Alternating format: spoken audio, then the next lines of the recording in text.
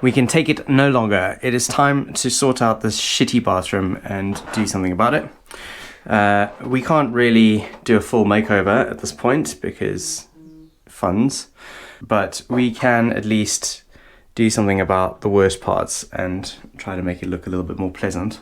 So let's crack on.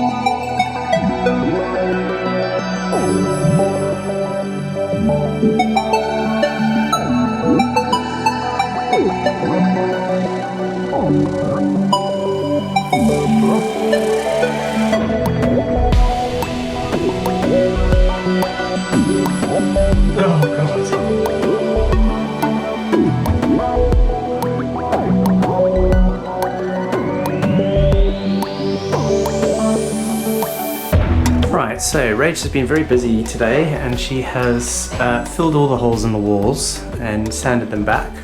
She's done a very nice job of that. And she's also cleaned the walls with sugar soap. I also had a bit of a go at the ceiling. Still pretty grim, but it's a little bit better. So this is now ready for painting. So tomorrow we're gonna put a first coat of white paint on here. It'll hopefully bring things up a little bit. Nothing we can really do about the tiles, but we can at least give them a good clean, clean the grouting, maybe re-grout, don't know, we'll see how we go. But it should make a bit of a difference, make it a bit more livable for the meantime. Right, so as we know, this light switch is atrociously bad. So my plan is to get rid of it altogether and use this light switch out on the wall as the switch for the bathroom instead. I hate pull string light switches. I think they are disgusting. They are just germ factories. And really, the UK is the only country that likes to do light switches like this. Everyone else in the world uses a light switch on the outside, which just makes so much more sense. So this light switch actually is for this, but we can't even use this at the moment because the socket is actually broken. And we barely have any need for it anyway because there's light everywhere else. So not a very important one. And eventually what I'm going to do is put another switch in here to control that. But this one, being right next to the bathroom, makes perfect sense to be the bathroom light. So I'm going to repurpose this and use it for the bathroom light. Right, so here we are up in the loft. It is a real mess up here. This is a job that needs to be tackled at some point. Anywho, I have pulled back the insulation. You can see here that this is the cable which goes to the light in the hallway, and that's what we're going to be replacing with this, which is the cable which goes to the light in the bathroom. This I can't move at all, so basically it's been pinned inside the wall somewhere, which is a really stupid thing to do. Don't know why whoever did this did that, because it means that you can never just do any kind of repairs on this at all. So what I did is I made another hole here, a little bit further along, so that I could have a look down into the wall. And this wall is very odd. It seems to be like a pre-constructed wall, because you've got two layers of plasterboard. You can just see, I don't know if you can see in there, but just on that side is the plasterboard for the bathroom, and on this side is the plasterboard for the hallway. And then they're connected inside with a network of cardboard, basically. Kind of like what you would see in a cheap IKEA table, where you've got the tabletops and then inside is like a cardboard lattice. Same sort of thing here. So this wall must have been just put in as a single prefabricated thing. They're just, I guess, are panels that just get put in. I don't know how they get secured, but yeah, it's a very strange design. Makes it pretty hard to put anything up and down the walls, but I bought these electrician's fishing lines, which are basically just long sticks that you can stick down into the wall, and the idea is that you can kind of go down into the wall and then you can find it at the bottom where it comes out of the light switch.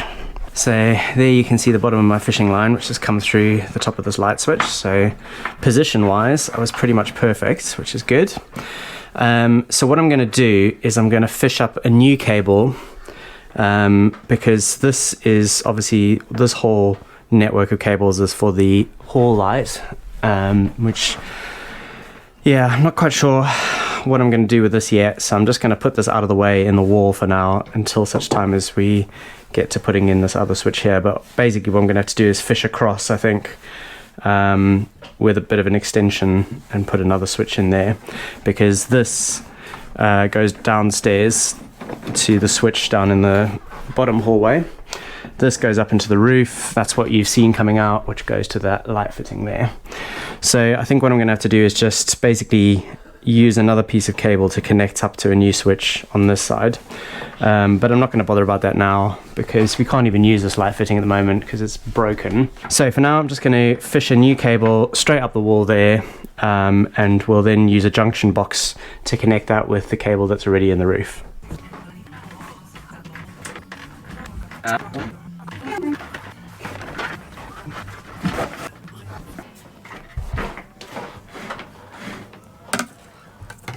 Okay, so the next job is now to disconnect this old horrible light fitting, and then we can reconnect it to the new line that I just pulled into the ceiling. Right, so here's our cable that we got out of the top of the pull switch, and then this is the new cable that I just pulled up from the switch.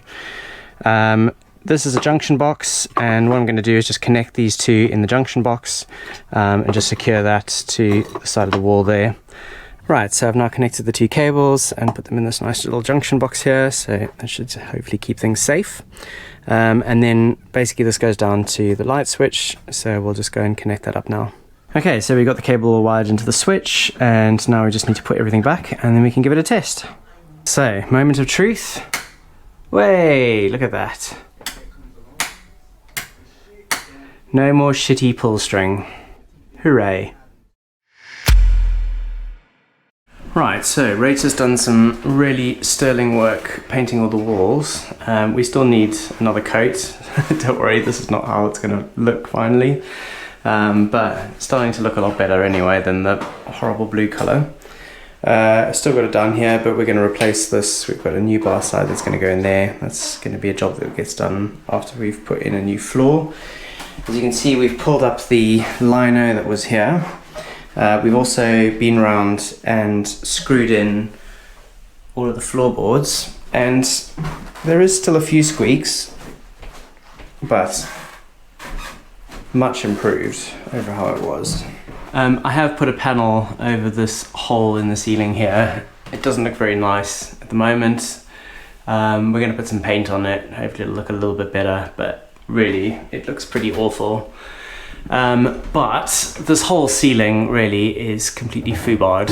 As you can see, it's bowing in various places, and even though we've painted it several times, the horrible nicotine stains are just coming straight through again.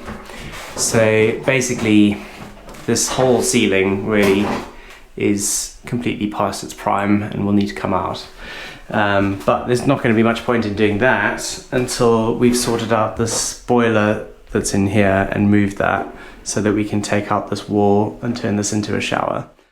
Okay, so after 4 coats it took to cover up the horrible blue walls, but Rach has done an amazing job and this is looking pretty good actually.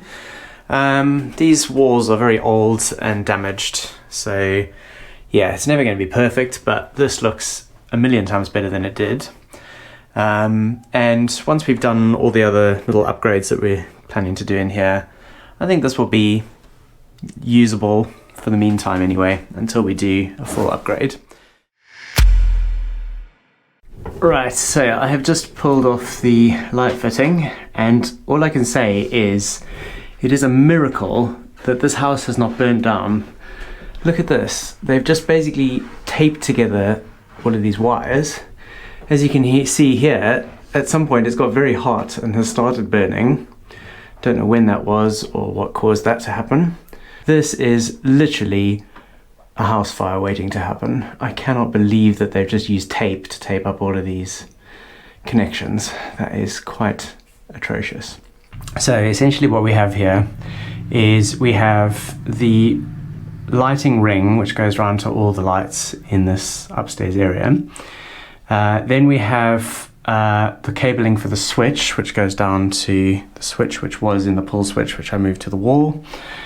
Then we have additional cabling which goes to what used to be the extractor fan, which is all still live, also connected, even though the extractor fan up in the loft was just in a pile of detritus just on the floor. So that's been live the whole time. God knows what kind of damage that would have done to any circuitry inside that system, because the fan wouldn't have been able to spin at all and doesn't spin. So at some point that's broken, but it's just been left wired into the live circuit. So that is just an accident waiting to happen. So I'm going to sort all this wiring out, and then basically Rach is going to come in and tidy up this ceiling, and then we're going to put in a new light fitting. Right, so I've now sorted out the wiring. This is the ring for all the lighting circuits, and these two go down to the switch. So basically we're going to connect one of these to the live here, and then this will become the live for the light fitting. Right, so we've got the light fitting installed. Does look slightly better than I think what was there before. However, we unfortunately did not account for the fact that the ceiling is really bowed due to water damage.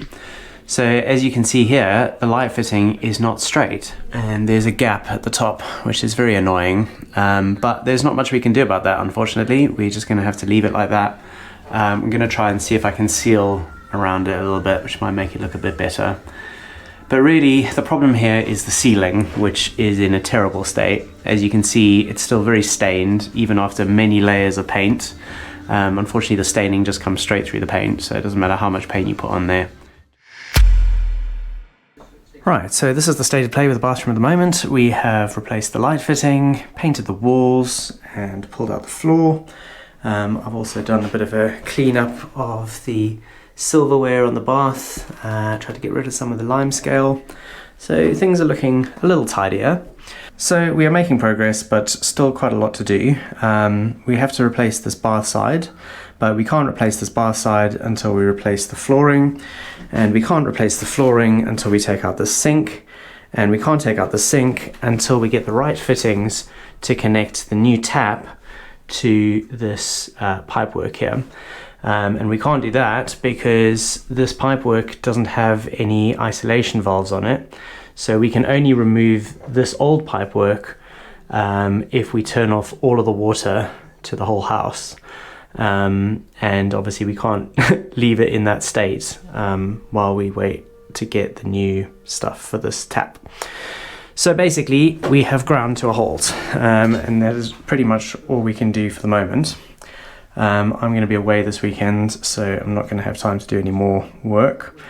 So it will just have to stay like this until such time as we can do part 2. But some good progress, and we can hopefully get this finished off in the next couple of weeks.